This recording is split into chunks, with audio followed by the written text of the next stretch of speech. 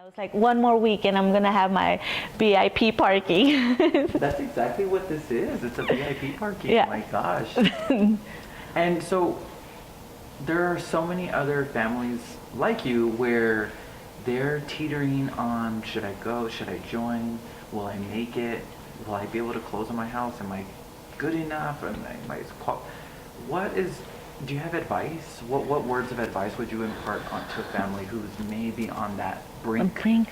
I think my only advice, well, might have a lot of advice, but I don't, well, what comes to mind is not just being financially stable, but being budget savvy, I guess. Because you could bring in all the money, but if you wasted just like that without thinking about having a budget, then it's not going to work out, I guess.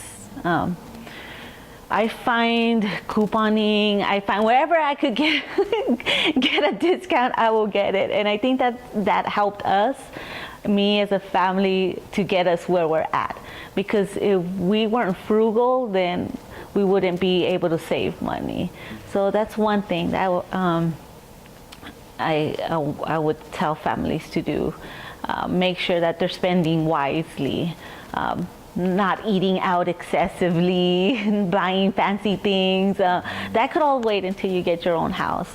Another thing is, if I could do it, they could do it. I feel like you just need to get informed, find information.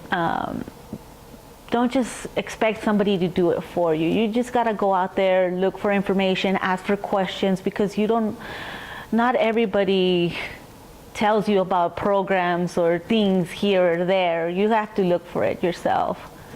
Yeah. The budgeting that's actually the first time I hear someone offer that as advice. That not just being financially stable, but you have to budget yourself. Yeah. That's good advice. And last question.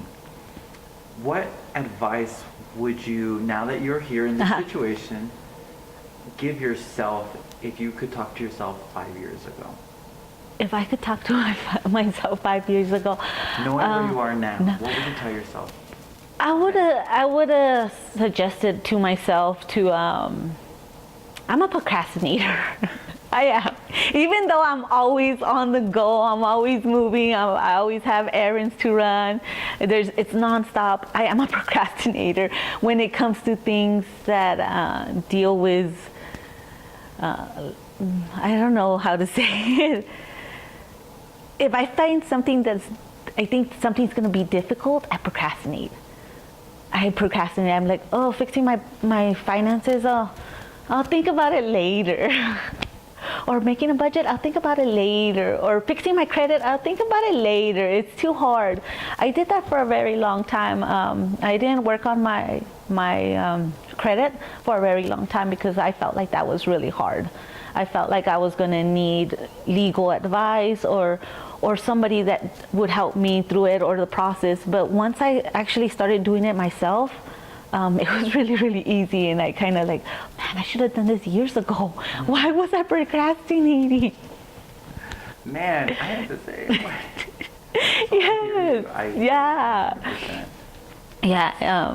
Fixing my credit, it wasn't hard, but it wasn't easy. The hard part was that it took time. And that's where that's where I feel like I lost the opportunity, because I lost time. Because it does take time to fix your credit. It's not like, oh, you call the company and say, hey, this is not me, or this information is incorrect, and they're like, okay, we'll take it off. No, it takes months. It does. It takes months. And following up. And following up, yes, as well as following up. Yes, to make sure that they did it. Yeah, for them to do it. So yeah, that's one advice I would give myself, is not to procrastinate when it comes to things like that. I hear you. Yeah. Well, those are all the questions. Is there anything else that maybe you want to share that I didn't get to ask? No. This was an excellent interview. Excellent. Okay, great. You did.